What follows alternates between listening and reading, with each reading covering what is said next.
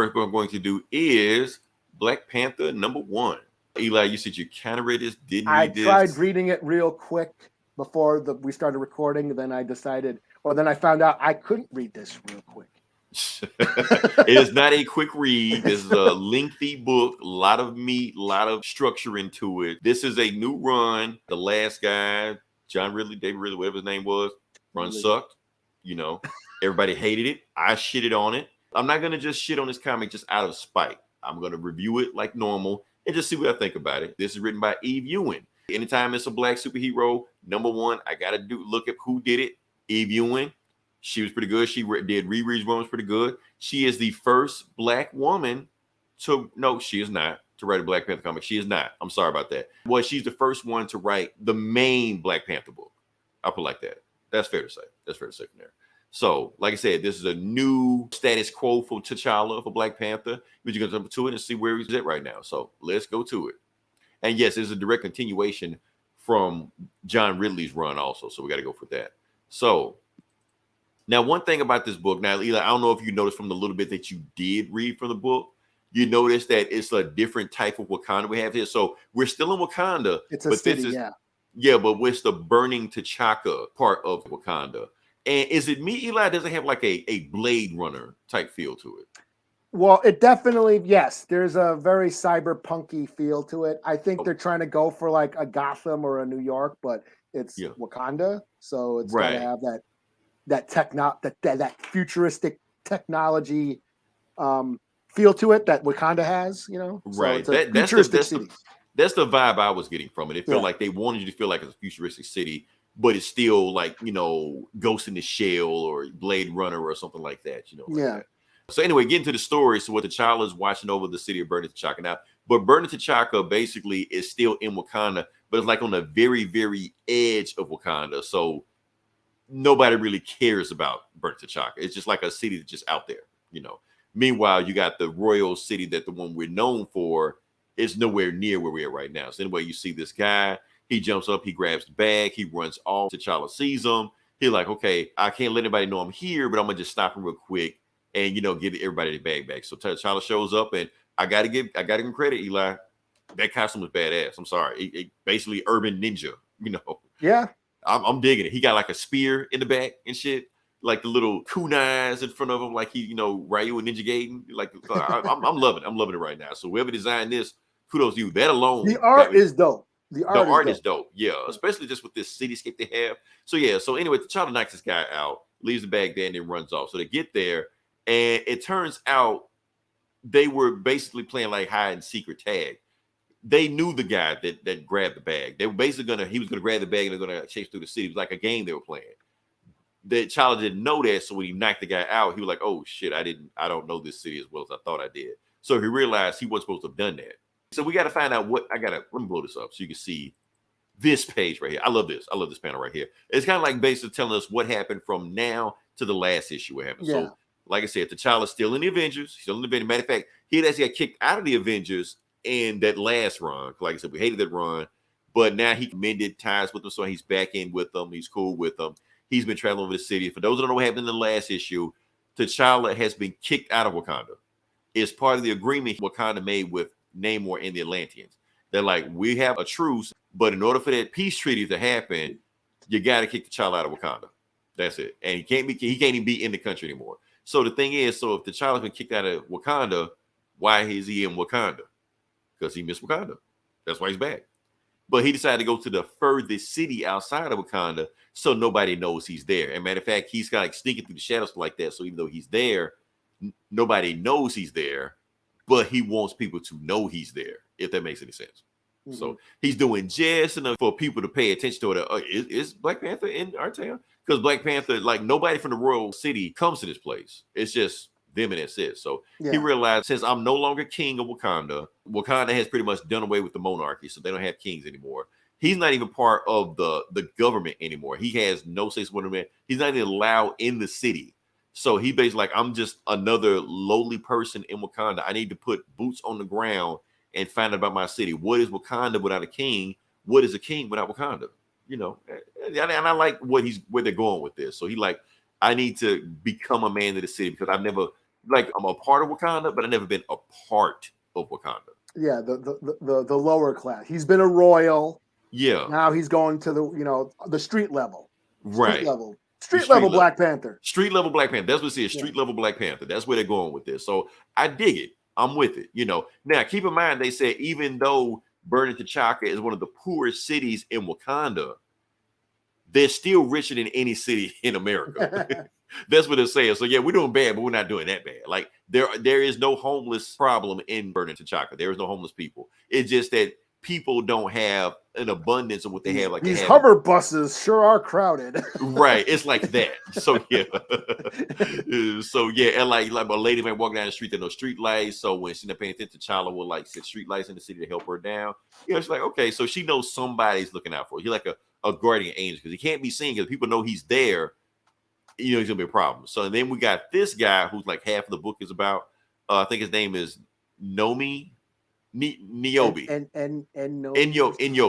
That's his name.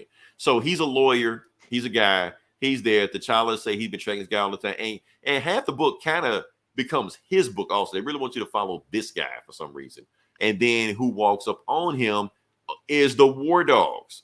Now, for those that read the last issue, the War Dogs almost caused a civil war in Wakanda. So not only has Black Panther been kicked out of the royal city, so have the War Dogs. The War Dogs are no longer part of the Royal Council. What they do, they're a mob now. They just go around just shaking down people, So they're like, we're just going to shake down people. We're going to take money. And T'Challa sees them doing that, the people that used to work for him, and he just jumps out, kicks one of them in the face like that. He's like, I see what you've been doing. So it is true. So basically the War Dogs like a mob going around harassing people. And so they get into a fight.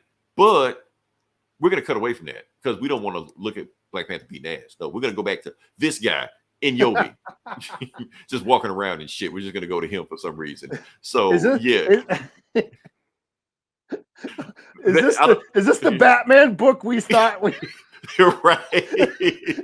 What a Batman could do a lot more good if as Bruce Wayne. Is this the comic? Let's go through this guy right here. So, like I said, he's a lawyer. He's basically taking case for people pro bono.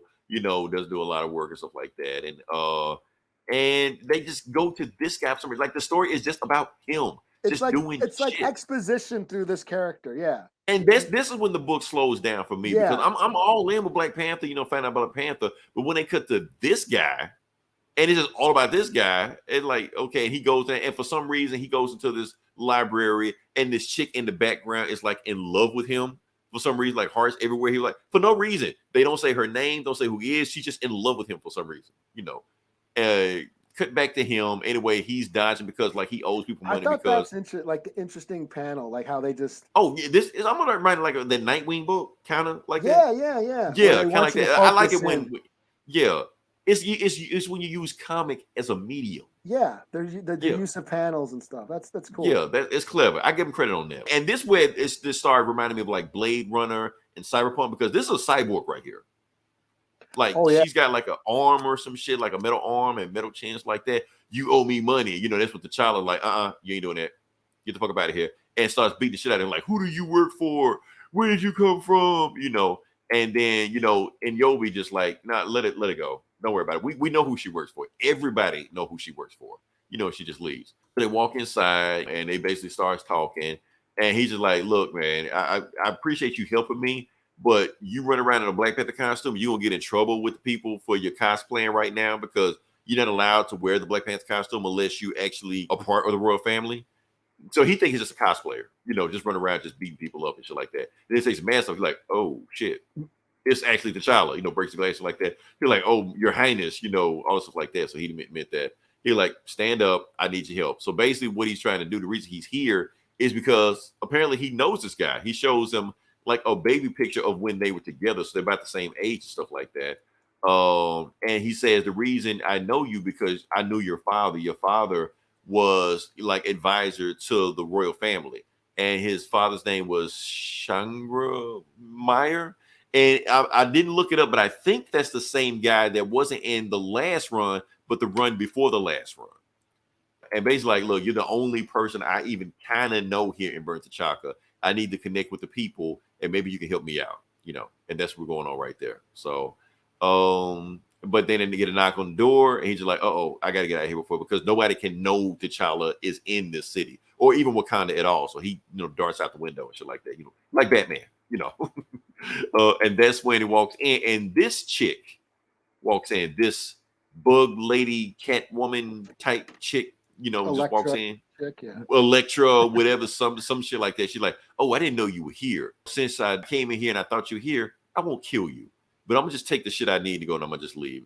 So as long as you don't do anything, I won't fuck you up, But just in case, she like throws a dart at him to let him know, don't tell anybody I was here or I will be back, And then she Catwoman, Electra, femme fatale her ways out of the building also. So yeah. All right, so T'Challa's just darting through the city and stuff like that, and he's basically trying to get known to the city, and like, who am I among you, my people? It's like that. Meanwhile, we cut to the real bad guys. Well, I forgot the name of the bad guys. They were mentioned all throughout the book, but the main thing is they're up to some bad guy shit right now, and they have a deathlock. Yep. To be continued. So yeah, yeah. I guess that's the book. So. I don't know if that is the Deathlock or a Deathlock or one of that. Cause remember, I don't know if you read that Avengers book, but it was like 1 million Deathlocks just running around all through the multiverse and shit. So I don't know where this guy came from, but they got a Deathlock. So yeah. So honestly, I thought it was a cool story. It is a palate cleanser from what we had before. It was definitely not worse than what we had before. People are complaining about this one. My only complaint is that this was spending way too much time about that one guy who I don't care about. But I do like the interesting story of T'Challa trying to basically put boots on the ground, and get back to his roots. I like that story. Yeah, that seems interesting. Him going back to basics, going to street level. Yeah. I do like that dynamic of the upper class. Now some people are upset about that. Like I said, hardcore Black Panther. Like I said, Black Panther's been getting his ass whooped for the last 2 runs. So they basically want him to be a king again and royalty and base back status quo like that. I'm like, give it time, because the thing is, what I like what Eve Ewing did at the very end of the book, she was like, "Don't worry, I have something planned for our once and future king." So she's gonna put the toys back in the toy box. She's gonna put everything back the way it was. Let her tell her story right now. Let's see where this goes. Let's stop shooting everything down before we get there. I mean, it seems interesting that he would get the support of all the people, of the poor community to support. Him as a leader, and him going to the city and learning about it, learning how, the lower class lives. It sounds like an interesting story. Yeah. And plus we're seeing a different Wakanda. Like we've already seen Wakanda drawn this way, that way, that way. This isn't that. This is like Blade Runner, Cyberpunk. Yeah. It almost feels like Black Panther 2099. That's what it feels like, like it's like Black Panther in the future, but I can dig with that. I can deal with that. So if this is the type of story she's trying to tell, I'm on board. Just cut out that lawyer. I don't give a fuck about the lawyer. Unless you do something to make him interesting, I don't care. He's going to be the Alfred or some shit. Yeah, some shit. Do something interesting with him other than just have him just walk around. T'Challa was following him. Right. And like I said, it became that guy's story. And so, he's like, it's like, okay, this guy is he knows everybody. He's trying to help the people. He's trying to help he's got all these causes. So it's like this guy is in. I get that T'Challa's inspired by this guy, right? Because that guy is a man of the people. Yeah, it just okay. You just broke it down. I think where you're going. This guy is going to teach T'Challa how to be a Wakanda. Yeah, that's what I was getting at. It just got a little long. Yeah, like get to the point, Yeah, for a number 1. I remember this is a number 1 issue.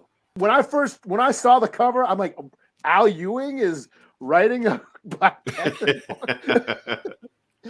The voice of the Black people, of course, Al Ewing from England. Okay. He wrote a cool Immortal Hulk. Let me give it. I'm like, sure, I'll give it a whirl. But then, okay, Eve Ewing. Now, I haven't read her other stuff. I haven't read the Riri Williams stuff she's writing. Yeah, she did Riri Williams, and she did the Champions also. So she did. Champions pretty good also. So yeah. Okay, yeah. What's your score? Ooh, I was trying to die before you asked me the question. I'm gonna give it a 3.5 out of 5. I wanted to give it higher. But she spent so much time with that dude I don't give a shit about. I had to knock it down. Deathlock. Hey, I'm intrigued with Deathlock. So right, you can't go wrong with that. You put a killer cyborg in any book, it sells. That's Yeah, that's easy. cool. That's cool. Yeah, So, like peanut butter and jelly shit.